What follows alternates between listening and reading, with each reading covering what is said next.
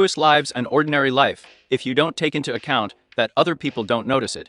Even so, she was able to get into the office, but excessive invisibility causes a lot of harm, such as burns from coffee, in attempts to dodge other employees. And when everyone leaves, no one says goodbye to her and turns off the lights, as if Lewis is not there. And her sister, Saren, ignores Lewis even in correspondence. In the end, Lewis created a list with people who do not notice her, with only one goal: to kill them. And Julia tops the list, who only aggravated Lewis' mental illness from an early age, turning Lewis into a kind of ghost, who is afraid of everything.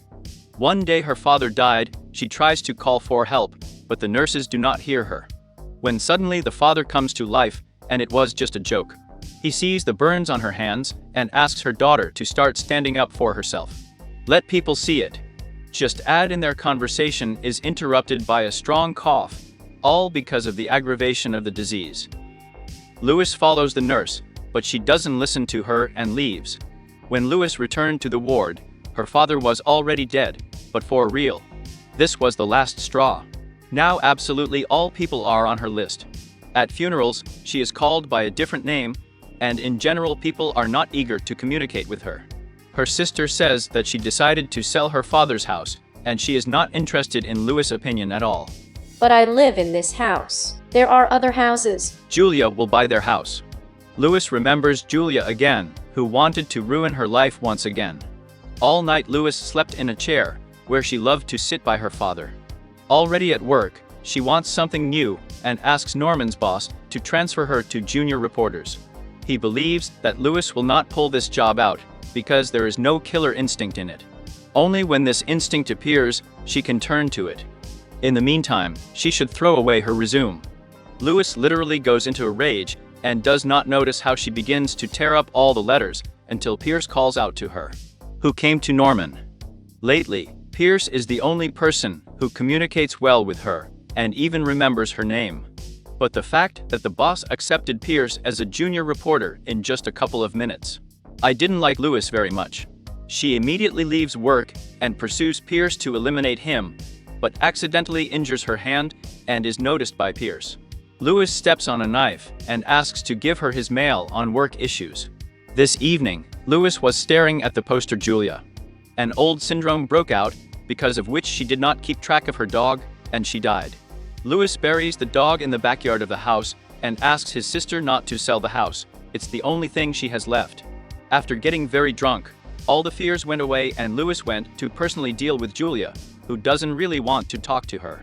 Don't pretend I don't know what I did. The fear of people quickly increases, and Lewis escapes under the bridge. A drunk guy comes there and accidentally dirties Lewis. What the hell? He just replies that he didn't notice her. At this moment, Lewis decides that from this day on, her world will change, and this guy will be the first victim.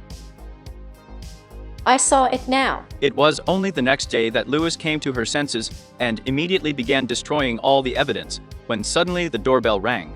Behind her is her friend Craig, who immediately noticed that she had changed for the better.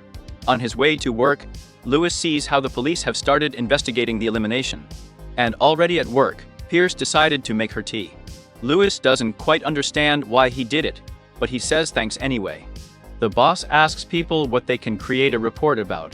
Lewis tries to force herself to propose to the eliminated man, but Jeff is ahead of her. The boss really liked his idea. A little later, Pierce went to the place and questioned the police. They have no face and motives for what happened. There were more than 10 wounds, which is why the boss is sure that there were several attackers. Lewis agrees expertly. She's combing the net to see what the chance is that she'll be found. Their correspondent learns the victim's name.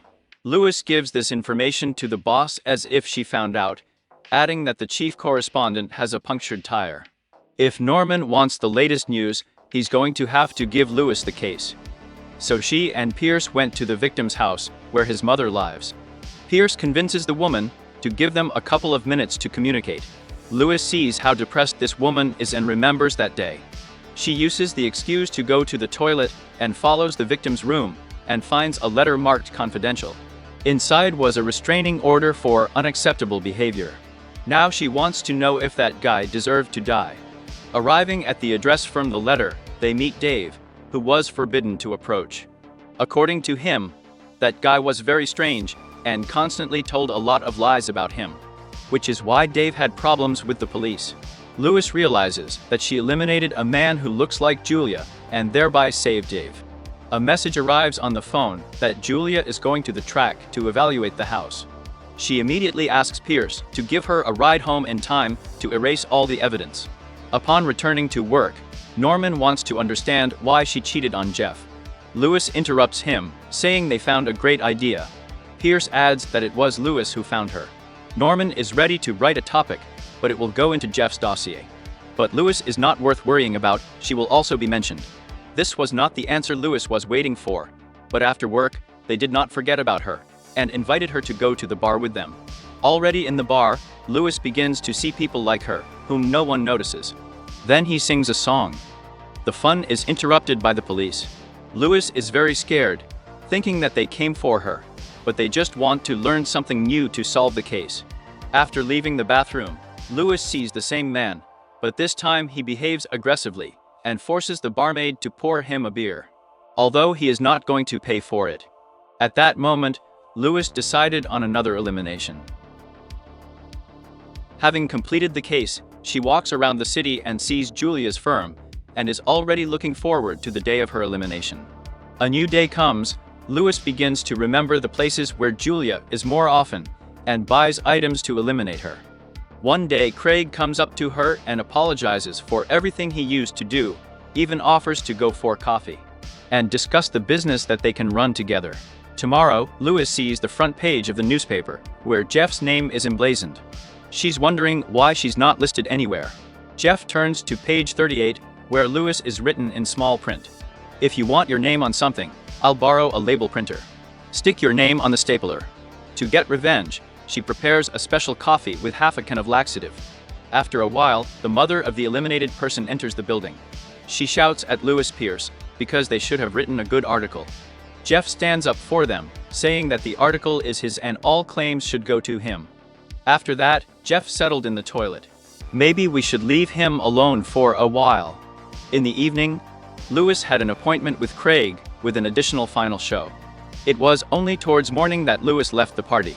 She will immediately get a call from the police, who interrogate all the people who visited the club. She doesn't understand how they got her number, to which the policeman replies that Lewis paid for the entrance using her phone. After which she is asked to come to the station. During the interrogation, the boss comes into the office and asks the sergeant to approach her, but his partner is completely ignored. Lewis is released. When she returns to work, she sees everyone sitting in a circle and discussing something. The police found the second body. They are sure that the case is connected, since the traces of elimination are the same. Lewis decides to postpone revenge on Julia and suggests Craig to meet. He replies that he has a lot of work to do, he needs to impress the boss. Anyway, Lewis arrives at his place of work, not even suspecting to see Julia there. Especially the fact that they are discussing the redevelopment of Lewis' father's house. Before leaving, Lewis steals Julia's phone, which has already accumulated a bunch of missed messages from her boyfriend Marcus. But she's not going to leave just like that. Lewis breaks the wheel and still wait for Julia, which was Craig is clearly not just for work. To make sure of this, she approaches Julia and offers to call her fiancé to help her, but she refuses. A taxi would be much better. Then Lewis has another offer to come to her and discuss the sale of the house. Already with her, she admits that she eliminated other people. And now it's Julia's time. She manages to escape, but the slippery floor was not on her side. Julia tries to get up, but Lewis runs up and knocks her out with a piece of beef. But this is where the first part comes to an end. Write in the comments if you want to see the sequel. We also look forward to your like. For now.